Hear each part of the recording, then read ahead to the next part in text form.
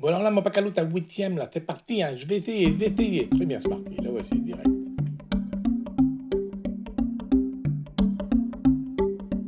Et bien voilà, nous avons ce triangle isocèle. Deux côtés valent 5, le troisième côté vaut 6. Et dedans, il y a un carré qui est inscrit, comme tu le vois sur la figure. Quel est l'aire de ce carré inscrit? Alors, rappelons que dans un triangle isocèle, la hauteur sur le troisième côté est perpendiculaire à ce côté. Donc, je trace la hauteur H.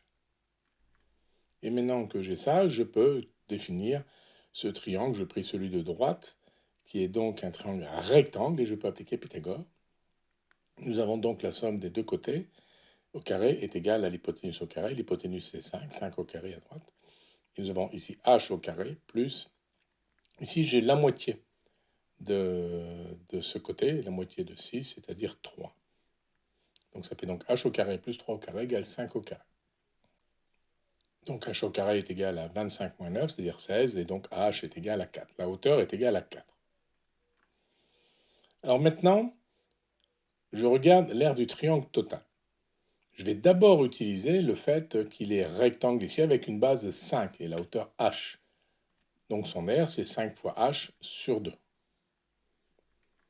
Mais je peux aussi utiliser la base qui est en bas, 6, avec une hauteur de 4. Donc ça fait 6 fois 4 sur 2. J'ai calculé deux fois de deux manières différentes, mais en fait, c'est la même chose.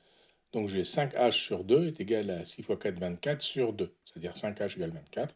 Et h, la hauteur, est égale à 24 cinquièmes. Alors c'est là maintenant où on va compliquer un petit peu le calcul.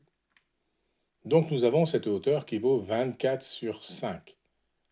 Ici, on retrouve C. C'est un carré de côté C, donc la diagonale qui passe au milieu est égale aussi à C. Ça veut donc dire que le complément, c'est le complément à 24 sur 5. Donc cette partie que j'ai notée en vert ici vaut 24 sur 5 moins C, pour que la somme fasse en tout la hauteur 24 sur 5. Voilà, à partir de maintenant, ça va être la partie peut-être la plus compliquée à voir. Je trace ce triangle jaune en bas à droite. Par rapport au triangle blanc, eh bien, on peut constater que ces deux triangles sont similaires. On a de la similitude de triangle, c'est-à-dire un effet zoom près. Alors pourquoi? Parce que si tu regardes ces deux lignes parallèles, elles coupent forcément des angles égaux ici et ici. Et puis pareil pour l'autre côté. Donc en fait, ces deux triangles ont les trois angles égaux. Le troisième étant égal à la différence de l'angle plat moins les deux premiers. Comme ils sont similaires, on peut appliquer l'équivalent de Thalès. J'appelle ça Thalès, c'est un abus de langage. Mais Thalès, ça veut dire que tous les côtés sont proportionnels, 2 à 2, y compris les hauteurs. Donc là, je vais prendre les bases, ici 5 et C, de mon grand triangle et mon petit triangle. Je les divise.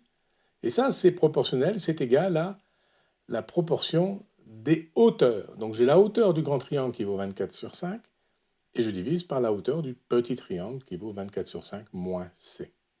Voilà, j'ai posé mon équation, c'était le plus dur à voir. Maintenant, je n'ai plus qu'à le résoudre. Donc là, je fais le produit croisé, ça fait 5 fois 24 sur 5 moins C est égal à C fois 24 sur 5. Si je développe 5 fois 24 sur 5, ça fait 24 moins 5C est égal à 24 sur 5C. Je fais passer le 5C de l'autre côté, je le mets sur 5. Donc ça me fait 24 plus 25, ça fait 49 sur 5C égale 24. Donc C est égal à 24 que divise 49 sur 5, ce qui revient à multiplier par son inverse, 5 sur 49. Donc en haut, maintenant, j'ai 24 fois 5, c'est-à-dire 120 que divise 49. Ça y est, j'ai la mesure du côté C.